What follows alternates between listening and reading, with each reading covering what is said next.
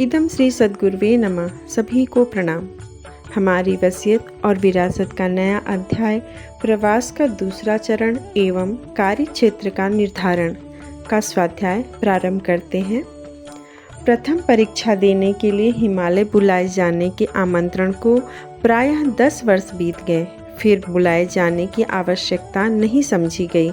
उनके दर्शन उसी मुद्रा में होते रहे जैसे कि पहली बार हुए थे। सब ठीक है, इतने ही शब्द कहकर प्रत्यक्ष संपर्क होता रहा और अंतरात्मा में उनका समावेश निरंतर होता रहा।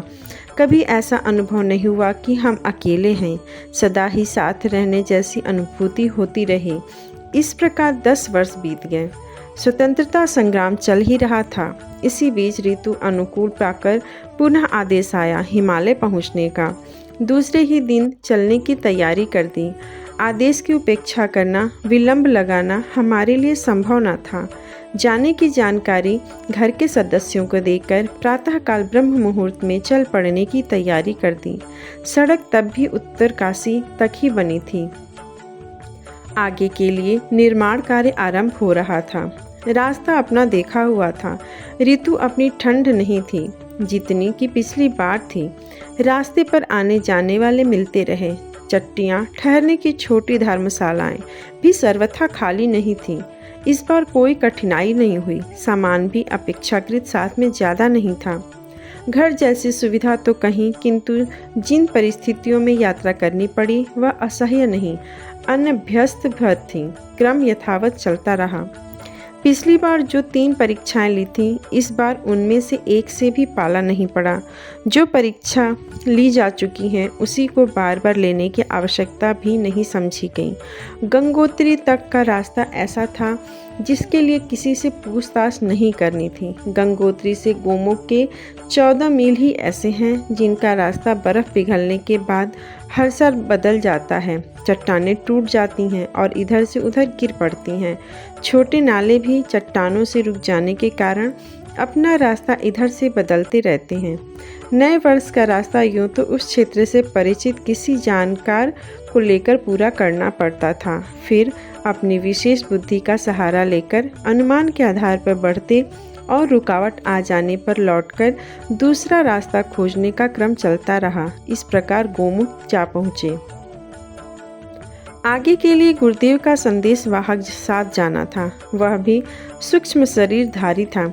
छाया पुरुष, यूँ वीरभद्र स्तर का था। समय समय पर वे उसी से अनेक काम लिया करते थे। जितनी बार हमें हिमालय जाना पड़ा तब नंदनवन एवं ऊंचाई तथा वापस गोमुख पहुंचाने के काम उसी के जिम्मे था। सो उस सहायक की सहायता से हम अपेक्षाकृत कम समय में और अधिक सरलतापूर्वक पहुंच गए। रास्ते भर दोनों ही मौन रहे। नंदनवन पहुंचते ही गुरुदेव का सूक्ष्म शरीर प्रत्यक्ष रूप में सामने विद्यमान था।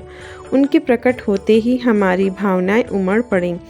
होठ कांपते रहे, नाक गीली होती रही। ऐसा लगता रहा मानो अपने ही शरीर का कोई खोया अंग फिर मिल गया हो और उसके अभाव में जो अपूर्णता रहती हो सो पूर्ण हो गई हो।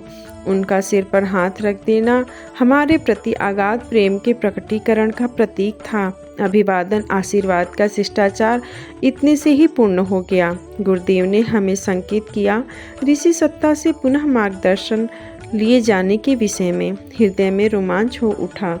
सतयुग के प्रायः सभी ऋषि सूक्ष्म शरीरों से उसी दुर्गम हिमालय क्षेत्र में निवास करते आए हैं जहां हमारा प्रथम साक्षात्कार हुआ था। स्थान नियत करने की दृष्टि से सभी ने अपने अपने लिए एक एक गुफा निर्धारित कर ली है। वैसे शरीरचर्या के लिए उन्हें स्थान नियत करने या साधन सामग्री जुटाने की कोई आवश्यकता नहीं है, तो भी अपने अपने निर्धारित क्रियाकलाप पूरे करने तथा आवश्यकता अनुसार परस्पर मिलते जुलते रहने के लिए सभी ने एक एक स्थान नियत कर लिए हैं। पहली यात्रा में हम उन्हें प्रणाम भर कर पाए थे। अब दूसरी यात्रा में गुरुदेव हमें एक एक करके उनसे अलग अलग भेंट कराने ले गए। परोक्ष रूप में आशीर्वाद मिला था। अब उनका संदेश सुनने की बारी थी। दिखने को वे हल्के से प्रकाश पुंज की तरह दिखते थे, पर जब अपना सूक्ष्म शरीर सही हो गया तो उन ऋषियों का सतयुग वाला शरीर भी यथावत दिखने लगा। ऋषियों के शरीर की जैसी संसारी लोग कल्पना किया करते हैं, वे लगभग वैसे ही थे। शिष्टाचार पाला गया। उनके चरणों पर अपना मस्तक रख दिया। उन्होंने हाथों का स्पर्श जैसा सिर पर रखा और उतने ही भर से रोमांच हो उठा। आनंद और उल्लास की उमंगें फूटने लगीं। बात काम की चली। हर एक ने परावाणी में कहा कि हम स्थूल शरीर से जो गतिविधियां चलाते थे वे अब पूरी तरह समाप्त हो गई हैं। फूटे हुए खंडहरों के अवशेष हैं। जब हम लोग दिव्य दृष्टि से उन क्षेत्रों की वर्तमान स्थिति देखते हैं तो बड़ा कष्ट होता है। गंगोत्री से लेकर हरिद्वार तक का पूरा क्षेत्र ऋषि क्षेत्र था। उस एकांत में मात्र तपश्चर्या की विधा पूरी होती थी। उत्तर काशी में जैसा जमदग्नि का गुरुकुल आरण्यक था, जहाँ तहाँ वैसे अनेक ऋषि आश्रम समव्याप्त थे। शेष ऋषि अपने अपने हिस्से की शोध तपश्चर्या करने में संलग्न रहते थे। देवताओं के स्थान वहाँ थे जहाँ अब आजकल हम लोग रहते हैं। हिमयुग के उपरांत न केवल स्थान ही बदले गए, वरन गतिविधियाँ बदली तो क्या पूरी तरह समाप्त ही हो गई। उनके चिन्ह भर शेष रह गए हैं। उत्तराखंड में जहाँ तहाँ देवी देवताओं के मंदिर तो बन गए हैं ताकि उन पर धनराशि चढ़ती रहे और पुजारियों का गुजारा होता चले, पर इस बात को न कोई पूछने वाला है न बताने वाला कि ऋषि कौन थे, कहाँ थे, क्या करते थे। उनका कोई चिन्ह अब भी बाकी नहीं रहा। हम लोगों की दृष्टि में ऋषि परंपरा की तो अब एक प्रकार से प्रलय ही हो गई।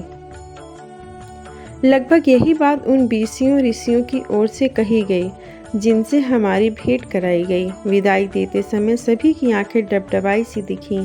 लगा कि सभी व्यथित हैं, सभी का मन उदास और भारी है।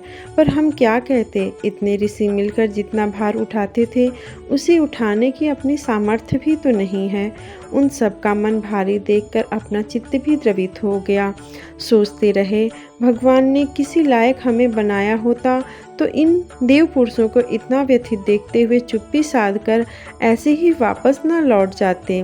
स्तब्धता अपने ऊपर भी छा गई और आंखें डबडबाने लगी, प्रवाहित होने लगी। इतने समर्थ ऋषि, इतने असहाय, इतने दुखी, यह उनकी वेदना हमें बिच्छू के डंक की तरह पीड़ा देने लगी। गुरुदेव की आत्मा और हमारी आत्मा साथ साथ चल रही थी। दोनों एक दूसरे को देख रहे थे। साथ में उनके चेहरे पर भी उदासी छाई हुई थी। हे भगवान, कैसा विषम समय आ गया है कि किसी ऋषि का कोई उत्तराधिकारी नहीं उपजा, सबका वंश नाश हो गया। ऋषि प्रवृत्तियों में से एक भी सजीव नहीं दिखती। करोड़ों की संख्या में ब्राह्मण हैं और लाखों की संख्या में संत, और उनमें से 10-20 भी जीवित रहे होते तो गांधी और बुद्ध की तरह गजब दिखाकर रख देते। पर अब क्या हो, कौन करे, किस बलबूते पर करे। राजकुमारी की आंखों से आंसू टपकने पर, इतना कहने पर, को वेदांत उद्धर मसी, अर्थात वेदों का उद्धार कौन करेगा। इसके उत्तर में कुमारिल भट्ट ने कहा था कि अभी यह कुमारिल भूतल पर है, इस प्रकार विलाप न करूं। तब एक कुमारिल भट्ट जीवित था। उसने जो कहा था सो कर दिखाया। पर आज तो कोई कहीं न ब्राह्मण है न संत। ऋषियों की बात तो बहुत आगे की है। आज तो छद्म वेशधारी ही चित्र विचित्र रूप बनाए रंगे सियारों की तरह पूरे वन प्रदेश में हुआ करते फिर रहे हैं। दूसरे दिन लौटने पर हमारे मन में इस प्रकार के विचार दिन भर उठते रहे। जिस गुफा में निवास था, दिन भर यही चिंतन चलता रहा, लेकिन गुरुदेव उन्हें पूरी तरह पढ़ रहे थे। मेरी कसक उन्हें भी दुख दे रही थी। लेखक युग ऋषि पंडित श्री राम शर्मा आचार्य।